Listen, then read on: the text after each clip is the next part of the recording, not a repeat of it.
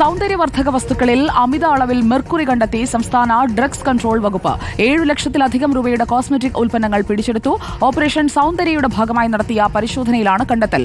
Lipstick, face cream സാമ്പിളുകളിൽ അനുവദനീയമായ അളവിലും 12,000 ഇരട്ടിയോളം mercury കണ്ടെത്തി. 33 സ്ഥാപനങ്ങൾക്കെതിരെ കേസെടുത്തു.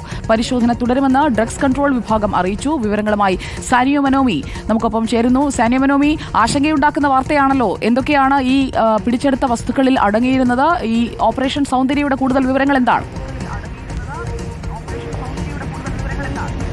സുജയ, എല്ലാ കാലത്തും വളരെയധികം സാധ്യതകളുള്ള ഒരു വിപണിയാണ് സൗന്ദര്യ വസ്തുക്കളുടെ വിപണി എന്ന് പറയുന്നത്.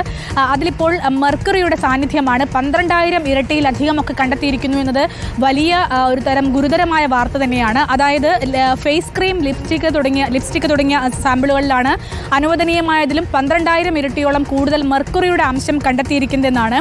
ഇങ്ങനെ നടത്തിയ പരിശോധനയിൽ 7 ലക്ഷത്തിലധികം രൂപയുടെ കോസ്മെറ്റിക് വസ്തുക്കൾ സംസ്ഥാന ഡ്രഗ്സ് കൺട്രോൾ വിഭാഗം ഇപ്പോൾ പിടിച്ചെടുത്തിട്ടുണ്ട്.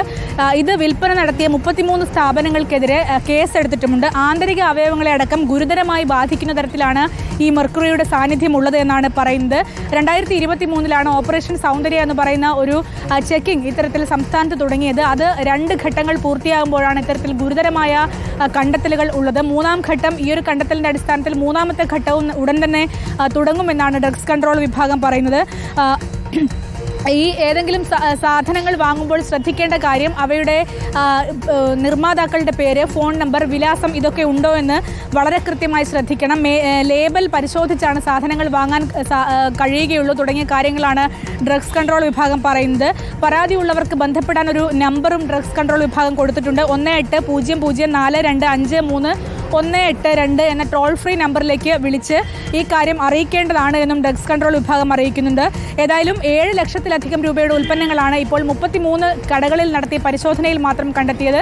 സംസ്ഥാന വ്യാപകമായി ഈ പരിശോധന നടത്താനാണ് തീരുമാനിക്കുന്നത്. 3 കേന്ദ്രങ്ങളിൽ നിന്നാണ്, അതായത് കോഴിക്കോട്, തിരുവനന്തപുരം, എറണാകുളം റീജിയനുകളിൽ മാത്രമാണ് പരിശോധന നടത്തിയത്. മറ്റ് ജില്ലകളിലേക്കും ഇത് വ്യാപിപ്പിക്കുമെന്നാണ് ഇപ്പോൾ ഡ്രഗ്സ് കൺട്രോൾ വിഭാഗം അറിയിച്ചിട്ടുള്ളത്. ഓക്കെ, സാനിയോ മനോമിയാണ് വിവരങ്ങളുമായി നമുക്കൊപ്പം ചേർന്നത്.